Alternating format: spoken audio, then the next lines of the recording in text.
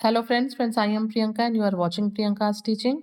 Friends, today I am going to explain you lesson number 2 given in the book of class 4, James English Reader, Silver Jubilee edition. Friends, I will explain you the chapter line wise and before starting the chapter, get set is given means ready हो जाइए. Black Beauty is a timeless story. ये एक क्या है? Black Beauty एक time barred story है. Match these characters from classic novels with the books. ठीक है? इन कैरेक्टर्स को जो क्लासिक नॉवेल्स के कैरेक्टर्स हैं इनको जो है इन बुक्स के साथ आपको मैच करना है. मैड हैटर, टिन वुडमैन, हक, डम्बलडोर एंड लोरी. आप नीचे देख सकते हैं यहाँ कैरेक्टर्स दिए गए हैं, यहाँ बुक्स दिए हैं. Now match the character with the books. Okay, now I am going to explain you the chapter. Little Darkie, a young horse, remembers the time when he lived with his mother. यहाँ पे कौन है? ये एक young one of horse है जिसका नाम है डार्की. ठीक है, और वो अपने उन दिनों को याद करती है जब वो अपने मदर के साथ रह रहा होता है. ठीक है, he remembers his friends and his kind master. वो अपने दोस्तों को याद करता है और अपने काइंड हार्टेड मास्टर को याद करता है. Read this extract from Black Beauty by Anna Sewell to find out about his life on the farm. यहाँ पे ऑथर हमसे कह रहे हैं कि ये जो चैप्टर हम पढ़ रहे हैं ये ब्लैक ब्यूटी का एक हिस्सा है जिसे अन्ना स्वेल ने लिखा था. इसको पढ़िए और पता मतलब जानिए कि कैसे जो है उस कोल्ट का मतलब उस यंग हॉर्स का डार्की का लाइफ कैसा था जब वो फार्म में रहता था. Okay, the first place that I can well remember was a large pleasant meadow with a pond of clear water in it. डार्की यहाँ पे कहता है कि मुझे वो जो एक जगह बिल्कुल जो पहला जगह मुझे याद आ रहा है वो एक बहुत बड़ा सा प्लीजेंट ग्रासलैंड था, मिडो था, जहाँ पे एक साफ पानी का एक पॉन्ड था. Okay friends, some shady trees leaned over it. इसके ऊपर कुछ छायादार पेड़ हमेशा इस पॉन्ड के ऊपर झुके रहते थे.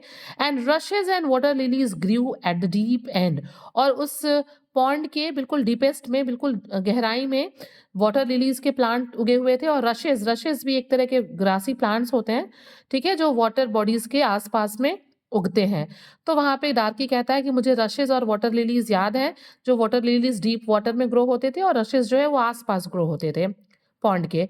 Over the hedge on one side we looked into the plowed field and on the other we looked over a gate at our master's house. यहाँ पे डार्की कहता है कि जहाँ पे वो खड़ा था या जहाँ वो रहता था उसके एक तरफ में वो क्या देखता था, वो हेज के ऊपर से जो है जुते हुए खेतों को देखता था, प्लाउड फील्ड्स को देखता था, घास जुते हुए खेतों को देखता था. और दूसरी तरफ जो वो क्या देखता था, उसके मास्टर के घर का गेट हुआ करता था which stood by the road side. और वो घर जो था उसके मास्टर का वो बिल्कुल सड़क पे ही था. There was a grove of fig trees at the top of the meadow and a running brook at the bottom. Darkie यहाँ पे कहता है कि उस ग्रासलैंड के बिल्कुल टॉप पे क्या था, ग्रूव ऑफ फिग ट्री. मतलब ग्रूव का मतलब होता है ना जहाँ पे कुछ झुंड में पेड़ उगे होते हैं, ठीक है, स्मॉल ग्रुप ऑफ ट्रीज. तो वो कहता है कि टॉप ऑफ द ग्रासलैंड पे क्या था, एक ग्रुप था फिग ट्रीज का. और उसके जो बॉटम में ग्रासलैंड के एक छोटी सी जो है नहर टाइप की, नदी टाइप की स्ट्रीम थी जहाँ पे पानी बहता रहता था. रनिंग ब्रूक मीन्स होता है small flowing stream. Okay, while I was young, यहाँ पे डार्की कहता है कि जब मैं छोटा था, I lived upon my mother's milk. तो मैं अपने सर्वाइवल के लिए अपनी ममा के मिल्क पे डिपेंड था.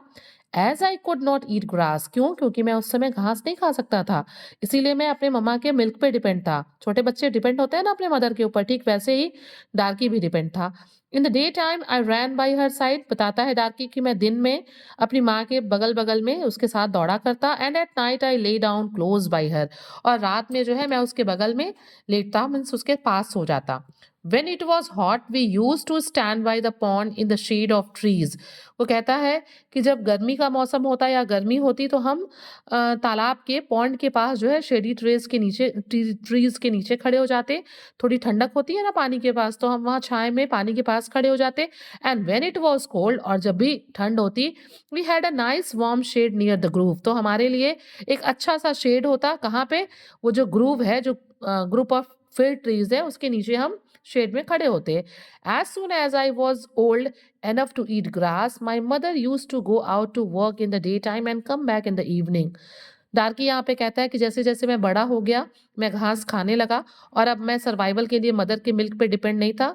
तो जो मेरी मदर थी वो दिन में बाहर जाती काम करने के लिए और शाम को वो वापस आती. There were 6 young colts in the meadow besides me. Darkie यहाँ पे बताता है कि मेरे अलावा उस मिडो में, ग्रासलैंड में 6 और कोल्स थे। कोल्स मीन्स होता है यंग वन ऑफ हॉर्स। घोड़े के बच्चों को हम कोल्स कहते हैं। तो डार्की बताता है कि उसके अलावा वहाँ पे 6 और घोड़े के बच्चे थे। They were older than I was. Darkie कहता कि वो सारे के सारे 6 कोल्स मुझसे बड़े थे। Some were nearly as large as grown up horse. कुछ तो उसमें से बिल्कुल ग्रोन अप हॉर्स की तरह थे, बिल्कुल बड़े घोड़े की तरह थे। I used to run with them. मैं उनके साथ दौड़ा करता था। And had great fun. हम बहुत मस्ती करते थे। We used to gallop all together round and round the field as hard as we could go. और डार्की बताता कि मैं जो था उन सबके साथ मिलके पूरे फील्ड में मैं गोल-गोल दौड़ता, ज़ोर से, उतना ज़ोर से दौड़ता जितना ज़ोर से मैं दौड़ सकता था। Sometimes we had rather rough play. वो कहता कि कभी-कभी मैं उन 6 कोल्स के साथ कुछ हम लोग रफ प्ले भी करते, बदमाशी भी करते, कुछ मिस्चीफ बिहेवियर्स भी करते। For the other colts would frequently kick and gallop. क्या करते, दूसरे कोल्स को हम जो है छलांग लगाते, हम उनको किक भी करते। किक मीन्स क्या होता है, अपने पैर से मारना। One day when there was a good deal of kicking, my mother whinnied to me to come to her। वो कहता है कि एक बार जब ऐसे ही हम लोग ये मतलब किकिंग कर रहे थे फ्रिक्वेंटली एक दूसरे के साथ, तभी जो है मेरी मदर ने विनीड टू मी, मतलब एक साउंड प्रोड्यूस करना होता है, नाइट सॉफ्टली, उस धीरे से हिनहिनाना। मेरी मदर ने विनीड टू मी, हिनहिना के मुझे बुलाया, टू कम टू हर, कि मैं उसके पास जाऊं। एंड देन शी सेड, और उसके बाद डार्की कहता है कि मेरी मम्मा ने मुझसे कहा, I wish you to pay attention to what I am going to say to you. ठीक है? और उसकी मदर कहती है डार्की से कि मैं चाहती हूँ कि मैं जो तुमसे कहने जा रही हूँ उसको तुम बहुत ध्यान से सुनो। Your father has a great name in these parts. वो कहती हैं कि तुम्हारे पापा का जो है, मतलब तुम्हारे फादर का यहाँ पे बड़ा ही रिस्पेक्ट था। इस पार्ट में, मतलब इस रीजन में जहाँ तुम रहते हो, इस लोकेलिटी में तुम्हारे फादर का जो है बहुत नाम था, बहुत रिस्पेक्ट था, लोग उनसे बहुत प्यार करते थे। And your grandfather won the cup 2 years at the Newmarket race. और जो तुम्हारे दादाजी थे, उन्होंने न्यू मार्केट के रेस में जो है 2 बार, 2 साल जो है उन्होंने कप जीता है। Your grandmother had the sweetest temper of any horse. तुम्हारी जो दादी माँ थी वो कभी भी नाराज नहीं थी, वो नहीं होती थी, उनका टेम्पर जो था वो बड़ा ही स्वीट था। Any horse I ever know. और जितने भी घोड़ों को मैं जानती हूँ उसमें तुम्हारे दादी का जो टेम्पर था वो सबसे स्वीटेस्ट था। And I think you have never seen me kick और बाइट। और मुझे ऐसा लगता है, डार्की की मदर ने कहा, कि तुमने मुझे भी कभी भी किसी को ना तो किक करते हुए देखा है, लात मारते हुए, और ना ही कभी किसी को बाइट करते हुए देखा है। I hope you will grow up gentle. और वो कहती हैं कि मैं उम्मीद करती हूँ कि तुम बहुत जेंटल तरीके से जो है पलोगे बढ़ोगे। एंड गुड, मतलब जेंटल, सज्जन तरीके से और अच्छे से। And do your work with a good will. और जो भी काम करो ना उसको गुडविल से करो, अच्छी, मतलब तुम हैप्पी होके करो, गुडविल से करो। Okay. Lift your feet up well when you trout. और जब तुम दौड़ते हो, ट्रॉटिंग करते हो, तो अपने पैरों को अच्छे से ग्रेसफुली उठाओ। एंड नेवर बाइट और किक इवन इन प्ले। और मजाक मजाक में, खेल खेल में भी ना ही किसी को किक करो, ना ही किसी को बाइट करो, काटो। I have never forgotten my mother's advice. और यहाँ पे डार्की कहता है कि मैंने अपनी माँ की बातों को, उसकी सलाह को मैं कभी नहीं भूला। देखिए यहाँ पे एनिमल्स इतने समझदार हैं कि वो अपने बच्चों को इतनी अच्छी सीख दे रहे हैं। और एनिमल्स के जो बच्चे हैं वो खुद इतने समझदार हैं कि दे आर सेइंग कि that I have never forgotten my mother's advice, कि मैं अपनी माँ की सलाह को कभी नहीं भूला। I knew she was a wise old horse. डार्की कहता है कि मुझे पता था कि वो एक बुद्धिमान हॉर्स है। And our master thought a great deal of her. मतलब और मेरे मास्टर ने भी उनके साथ एक ग्रेट डील की थी, उनको रखा था भाई, क्योंकि उनको पता था कि वो एक बहुत समझदार हॉर्स हैं। Her name was duchess. इसकी माँ का क्या नाम था डार्की के? डचेस था। But he often called her pet. लेकिन वो क्या कहते थे, उसके मास्टर उसको पेट कहते थे। Our master farmer Grey was a good kind man. यहाँ पे डार्की बताता है कि जो हमारे मालिक थे, जो हमारे मास्टर थे, वो एक बहुत ही काइंड हार्टेड मैन थे, अच्छे इंसान थे। He give us good food, good lodging and kind words. वो हमें अच्छा खाना देते थे, अच्छी रहने की जगह देते थे, और हमसे प्यार से बात करते। Whenever he was talking with Darkie and his mother, he talk nicely. He spoke as kindly to us as he did to his little children. और वो कहता है यहाँ पे डार्की कि वो हमसे इतने प्यार से, इतने काइंडली बात करते थे, जेंटल वे में, जैसे कि वो ठीक वैसे ही अपने ही बच्चों से बात करते थे। मीन्स जैसे वो बच्चों से बात करते थे, वैसे ही हमसे भी बात करते थे। We were all fond of him. डार्की कहता है कि मैं और सारे घोड़े उनके बहुत ही फॉन्ड ऑफ शौकीन थे and my mother loved him very much. जो मेरी मदर थी यानी कि जो डचेस थी, वो भी मास्टर से बहुत प्यार करती थी। When she saw him at the gate, she would neigh with joy and trot up to him. जब भी जो है डचेस जो है मास्टर को देख लेती, वो खुशी से अपनी आवाज़ प्रोड्यूस करती, हिनहिनाती और जो है दौड़ते हुए, ट्रॉट करते हुए, चलते हुए उनकी तरफ जाती। He would pat and stroke her as and say, "Well, old pet, and how is your little darky?" और जब ये उनके पास ट्रॉट करते हुए, चलते हुए जाती, तो वो उसको पैट मतलब डचेस को उसको पैट करते, प्यार से सहलाते और कहते कि बताओ कि तुम्हारा जो है बेबी यानी कि डार्की कैसा है? He would give me a piece of bread which was very good। यहाँ पे डार्की कहता है कि वो मुझे जो है जब भी आते तो वो मुझे एक ब्रेड का टुकड़ा देते जो कि बहुत ही अच्छा हुआ करता था। And sometimes he brought a carrot for my mother. और कभी-कभी तो वो मेरी मम्मा के लिए क्या ले आते? कैरेट यानी कि गाजर भी ले आते। All the horses would come to him but I think we were his favourites. और यहाँ पे डार्की कहता है कि सारे घोड़े उसकी तरफ आते, उनके पास आते, बट मुझे ऐसा लगता है कि मैं और मेरी माँ उनके फेवरेट हॉर्स थे। My mother always took him to the town on a market day in a light gig. और यहाँ पे डार्की बताता है कि मेरी जो माँ थी, वो उनको जो है हमेशा ही टाउन के मार्केट में ले जाती, एक छोटे से कार्ट पे बिठा के। कार्ट गिग मीन्स होता है एक स्मॉल लाइट कैरियज होता है। तो हमेशा जो है जो मास्टर थे वो मेरी मदर के साथ एक कैरियज से मार्केट जाते टाउन में।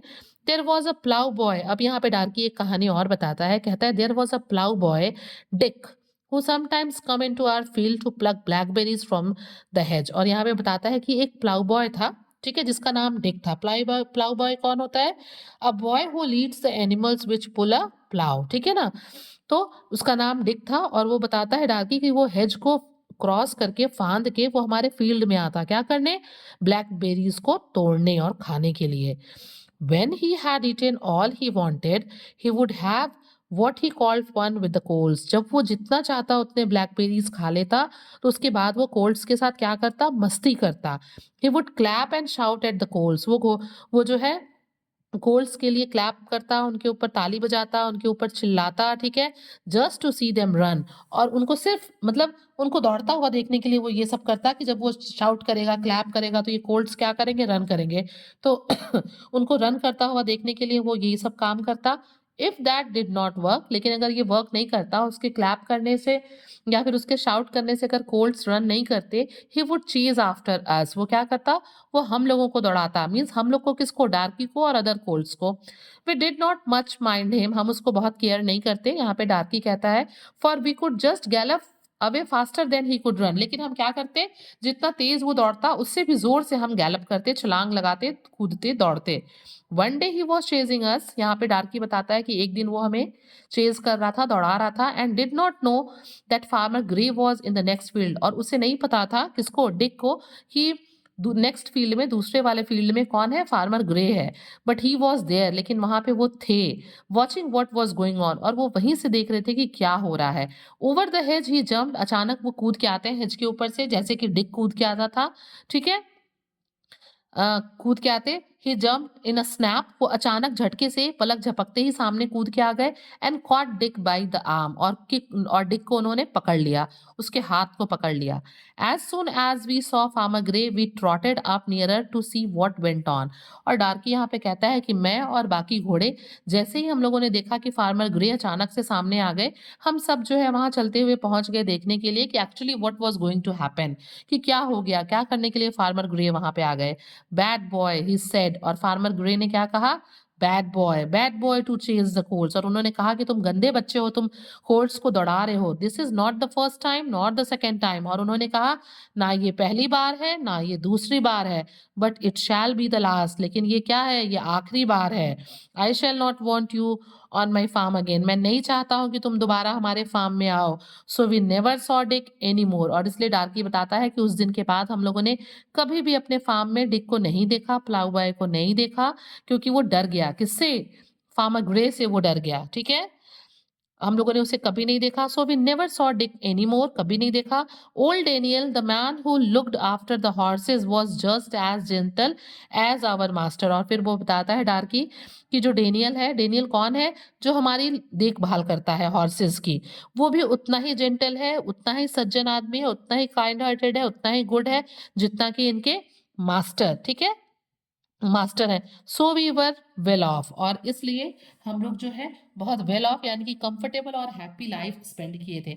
मतलब यहाँ पे इस स्टोरी में जो डार्की है वो बताता है कि जब वो फार्म में रहता था, ठीक है ना, तो वो उसने किस तरह का लाइफ जो है वहां पे स्पेंड किया, और लास्ट में वो बताता है कि वो वहां पे बहुत कंफर्टेबल और हैप्पी लाइफ स्पेंड किया है। Friends, if you like the explanation, please do share to others. And friend, one more thing, please hit the like button, and if you are new on my channel, please subscribe the channel. Channel को subscribe करने में और उसे like करने में कुछ भी नहीं लगता है, तो मेरा रिक्वेस्ट है आपसे कि प्लीज लाइक भी करिएगा और सब्सक्राइब भी करिएगा। Thank you for watching.